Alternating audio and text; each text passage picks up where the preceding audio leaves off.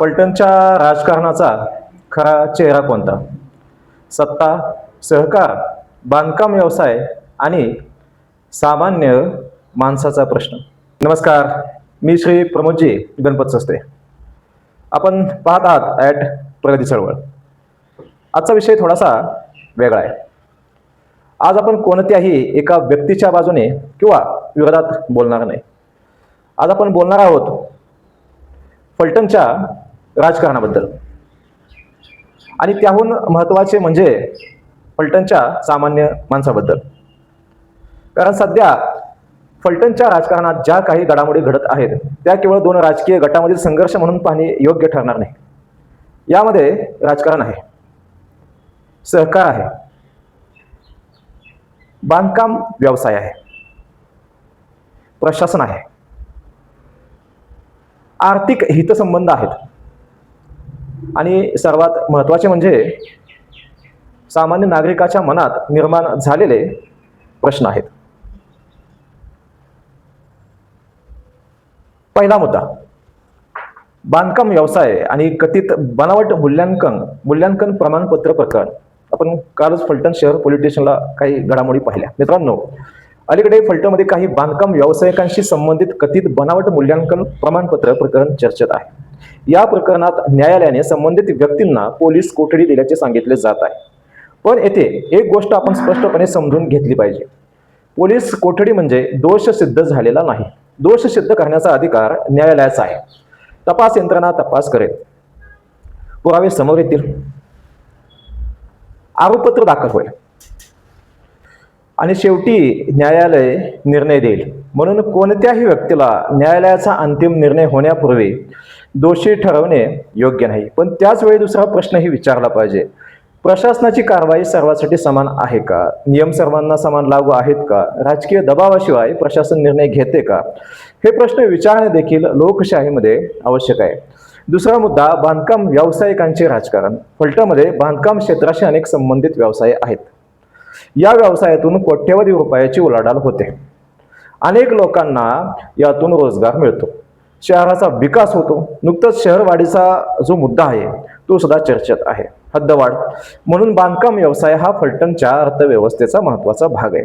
पण प्रश्न असा आहे, एखादा व्यावसायिक राजकीय सत्तेच्या जवळ असेल तर त्याला वेगळे नियम आणि विरोधात असेल तर वेगळे नियम असू शकतात का? नक्कीच नाही. व्यवसायासाठी राजकीय संरक्षणाची गरज भासू नये. व्यवसायासाठी कायदा आणि प्रशासन पुरेसे असले पाहिजे. निश्चित अलीकडे एक राजकीय प्रवेश खूप चर्चेत आला. प्रमोद निंबाळकर यांच्या राजकीय प्रवेशाची चर्चाही याच पार्श्वभूमीवरती पाहावी लागेल. फलटणमधील प्रमुख बांधकाम व्यावसायिक म्हणून प्रमोद निंबाळकर यांचे नाव नेहमीच चर्चेत राहिले आहे. त्यांनी पूर्वी वेगवेगळ्या राजकीय भूमिकामध्ये काम केले असल्याचेही सार्वजनिक माहितीत दिसते. आता त्यांचा भाजप प्रवेशाची चर्चा होत आहे. राजकारणात पक्ष बदलणे हा कोणत्याही व्यक्तीचा लोकशाही अधिकार आहे. पण या घटनेकडे फलटणच्या बदलत्या राजकीय समीकरणांच्या दृष्टीने पाहणे आवश्यक आहे. कारण आजचा प्रश्न असा आहे, फलटणमधील व्यावसायिक राजकारणांच्या जवळ का जात आहेत? त्यांना राजकीय संरक्षणाची गरज वाटते का? हा प्रश्न महत्त्वाचा आहे की राजकारण आणि व्यवसाय यातील अंतरच कमी झाले आहे. हा प्रश्न केवळ फलटणचा नाही, हा संपूर्ण महाराष्ट्राच्या राजकीय संस्कृतीचा प्रश्न आहे. आता येऊया फलटणच्या सहकार क्षेत्रातील सर्वात मोठ्या प्रश्नांकडे. श्रीराम सहकारी साखर कारखाना. फलटणची अर्थव्यवस्था आणि ग्रामीण जीवन समजून घ्यायचे असेल तर साखर कारखान्यांकडे दुर्लक्ष करता येणार नाही. श्रीराम सहकारी साखर कारखाना हा हजारो शेतकरी आणि कामगारांच्या जीवनाशी जोडलेला विषय आहे. कारखान्याच्या संचालनाबाबत, भागीदारीबाबत आणि भविष्यातील गळीत हंगामाबाबत अनेक चर्चा सुरू आहेत. या विषयावर माजी खासदार रणजितसिंह नाईक निंबाळकर यांनी आपली भूमिका मांडलेली आहे. दुसऱ्या बाजूला श्रीमंत रामराजे नाईक निंबाळकर यांच्या नेतृत्वाशी संबंधित भूमिका आहेत. दोन्ही बाजूंनी आपापले राजकीय मुद्दे मांडले जात आहेत. पण आपण एक प्रश्न विचारूया की राजकीय संघर्षाच्या मध्यभागी शेतकरी कुठे आहे? ऊस उत्पादक शेतकऱ्याला काय मिळणार? कामगारांचे काय? कारखाना वेळेवर सुरू होणार का? शेतकऱ्यांचा ऊस वेळेवर गाळप होणार का? देयके वेळेवर मिळणार का? कारखाना आर्थिकदृष्ट्या सक्षम होणार का? हे प्रश्न महत्त्वाचे आहेत. पुढे फलटणच्या राजकारणात आता वैयक्तिक टीकेची पातळी वाढती आहे का? अलीकडेच काही घटनाक्रम असा घडला, अलीकडच्या सभामध्ये आणि पत्रकार परिषदामध्ये एकमेकावर करण्यात येणाऱ्या वक्तव्यामुळे फलटणच्या राजकारणाची चर्चा राज्यभर होत आहे. विशेषतः साखरवाडी येथील सभेतील काही वक्तव्यांच्या पार्श्वभूमीवर राजकीय प्रतिक्रिया उमटल्या आहेत. यावर पत्रकार परिषद घेऊन रणजितसिंह नाईक निंबाळकर यांनी आपली भूमिका मांडली आणि निषेध व्यक्त केला. इथेही आपल्याला एक गोष्ट सांगावीशी वाटते. राजकारणात मतभेद असू शकतात, विचार वेगळे असू शकतात, राजकीय संघर्ष असू शकतो, पण व्यक्तिगत पातळीवरील टीका जर मर्यादा ओलांडू लागले तर त्याचा परिणाम समाजावर होतो. कारण नेता बोलतो तेव्हा हजारो लोक ऐकत असतात, म्हणून नेत्यांच्या शब्दांना जबाबदारी असते. त्यामुळं ती वक्तव्य जबाबदारीनेच करणं आवश्यक असतं आणि ते सर्व लोकप्रतिनिधींना हा निकष लागू आहे. आणि म्हणूनच आजचा सर्वात मोठा प्रश्न, फलटणच्या राजकारणाची पातळी खरोखरच घसरत आहे का? सध्या फलटणच्या बुद्धिजीवी वर्गामध्ये जी चर्चा आहे की सत्ता मिळवण्याची स्पर्धा इतकी तीव्र झाली आहे की राजकारणातील संयम, संवाद आणि वैचारिक संघर्ष मागे पडत आहे. हा प्रश्न प्रत्येक फलटणकराने विचारला पाहिजे. पण आता आपण राजकीय घराण्यांच्या पलीकडे जाऊया. फलटण म्हणजे फक्त 2 गट नाहीत. फलटणमध्ये हजारो शेतकरी आहेत, कामगार आहेत, तरुण आहेत, महिला आहेत, विद्यार्थी आहेत, ओबीसी समाज देखील आहे, मराठा समाज मोठ्या प्रमाणात आहे, एससी एसटी समाज आहे, अल्प उत्पन्न गटातील कुटुंबे निश्चित आहेत, छोटे दुकानदार आहेत, छोटे व्यावसायिक आहेत, बांधकाम कामगार आहेत आणि रोजच्या जगण्यासाठी संघर्ष करणारा सामान्य माणूस आहे. त्यांच्या प्रश्नांचे काय? त्यांच्या प्रश्नांवरती कुठे चर्चा होते? मराठा असो, ओबीसी असो, एससी एसटी असो, प्रश्न सर्वांचा आहे. आज महाराष्ट्रात आरक्षणाचा प्रश्न तापलेला आहे. मराठा समाज आरक्षणासाठी संघर्ष करतोय. ओबीसी समाज आपले आरक्षण आणि संविधानिक हक्क सुरक्षित ठेवण्यासाठी संघर्षाची तयारी करतोय. एससी आणि एसटी समाज सामाजिक न्यायाच्या प्रश्नांसाठी संघर्ष करतो आहे. तरुणांच्या हातात, लाखो तरुणांच्या हातात पदवी आहे, पण अपेक्षित रोजगार नाही. शेतकऱ्याला उत्पादन खर्च वाढताना दिसतो. शेतीकडे वळणारा तरुण खूप कमी दिसतो, पण उत्पन्नाची हमी दिसत नाही. म्हणून महागाई वाढते की काय? शिक्षण महाग होते आहे, आरोग्य महाग होते आहे. आणि या सगळ्या प्रश्नांच्या मध्ये राजकारण कशावर चालते? प्रश्नचिन्ह आहे कोण कोणाच्या गटात आहे, प्रश्नचिन्ह आहे कोण कोणाला भेटले, प्रश्नचिन्ह कोणाचा पक्ष कोणता, कोण कोणाच्या विरोधात बोलले, प्रश्नचिन्ह आहे. मग सामान्य माणसाने प्रश्न विचारायचा नाही का? संविधान आपल्याला काय सांगते? आपल्याला संविधानाने समानतेचा अधिकार दिला, न्यायाचा अधिकार दिला, स्वातंत्र्य दिलं. हे फक्त लिखित संविधानामध्येच आहे का? प्रतिनिधित्वाची संधी दिली. मग प्रशासनात सामान्य माणसाला समान वागणूक मिळाली पाहिजे, व्यवसायात समान संधी मिळाली पाहिजे, राजकारणात प्रश्न विचारण्याचे स्वातंत्र्य मिळाले पाहिजे. आणि सर्वात महत्त्वाचं, कायदा सर्वांसाठी समान असला पाहिजे. प्रत्यक्ष वस्तुस्थिती काय? अनेक अधिकारी त्या पदावरती येतात, अनेक अधिकारी बदलून जातात. एक गोष्ट आपण लक्षात ठेवली पाहिजे, अधिकारी आले, अधिकारी गेले, सरकारे बदलतात, मंत्री बदलतात. आज जो मंत्री आहे एखाद्या खात्याचा तो उद्या असू शकेलच अशी शक्यता नाही.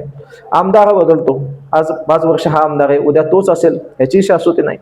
खासदार बदलतात, आज ज्याच्याकडे खासदारी तो पुढच्या पंचवार्षिकला खासदार होईल असंच नाही. राजकीय गट बदलतात, एका रात्रीत नेते राजकीय पक्ष बदलतात, पण प्रशासनाची व्यवस्था कायम राहते. म्हणून प्रशासनाने कोणत्याही राजकीय दबावाला बळी पडता कामा नये. कारवाई करायची असेल तर कायद्यानुसार करा, चौकशी करायची असेल तर निष्पक्षपणे करा, कोणावर अन्याय झाला असेल तर न्याय द्या आणि कोणावर खोटा आरोप झाला असेल तर त्याचेही संरक्षण करा. हेच सुशासन आहे. आता नवीन राजकीय संस्कृतीची गरज आहे. आपण प्रश्न बदलूया. आपण असे विचारूया, तुमच्या गटात किती लोक आहेत? यापेक्षा तुमच्या कामामुळे किती लोकांचे जीवन बदलले? तुमच्याकडे किती सत्ता आहे? यापेक्षा तुम्ही सत्तेचा वापर किती पारदर्शकपणे केला? तुमच्या मागे कोणता नेता आहे? यापेक्षा तुमच्या मागे सामान्य जनता आहे का? तुमचा विरोधक कोण आहे यापेक्षा तुमचा विकासाचा कार्यक्रम काय आहे हे प्रश्न फलटणने विचारले पाहिजेत. आता फलटणकरांनी ठरवायचे आहे, राजकारण घराण्यांच्या प्रभावाखाली चालणार की संविधानाच्या चौकटीत? राजकारण व्यक्तीभोवती फिरणार की जनतेच्या प्रश्नांभोवती? सहकार राजकीय प्रतिष्ठेचा विषय होणार की शेतकऱ्यांच्या हिताचा? प्रशासन सत्तेच्या दबावाखाली काम करणार की संविधानाच्या चौकटीत? हा निर्णय नेत्यांनी नाही, जनतेने घ्यायचा आहे. शेवटी एकच प्रश्न, रणजितसिंह नाईक निंबाळकर असोत, श्रीमंत रामराजे नाईक निंबाळकर असोत किंवा कोणताही राजकीय नेता असो, आपण सर्वांचा सन्मान करतो. पण लोकशाहीमध्ये नेत्यांचा सन्मान वेगळा आणि प्रश्न विचारण्याचा अधिकार वेगळा. नेता मोठा असू शकतो, पद मोठे असू शकते, घराण्याचा इतिहास मोठा असू शकतो, पण संविधान त्यापेक्षा मोठे आहे आणि मतदार त्याहूनही महत्वाचा आहे. म्हणून फलटणकरांनो, राजकीय गट निवडण्यापेक्षा योग्य प्रश्न निवडा. व्यक्ती निवडण्यापेक्षा योग्य धोरण निवडा आणि नेत्यांच्या मागे चालण्यापेक्षा संविधानाच्या मूल्यांच्या मागे चला. कारण सत्ता कोणाचीही असो, सरकार कोणाचेही असो, गट कोणताही असो, शेवटी या भूमीचा मालक सामान्य नागरिक आहे आणि त्याच्या मतातूनच लोकशाहीची खरी ताकद निर्माण होते. मी श्री प्रमोदजी गणपत सस्ते. आपण पाहत आहात प्रगती चळवळ. हा व्हिडिओ महत्त्वाचा वाटत असेल तर नक्की शेअर करा. आपले मत कमेंटमध्ये नक्की सांगा. फलटणच्या राजकारणात तुम्हाला कोणता बदल हवा आहे हे नक्की लिहा. पुन्हा भेटूया एका नव्या विषयासह. जय संविधान, जय लोकशाही, जय महाराष्ट्र.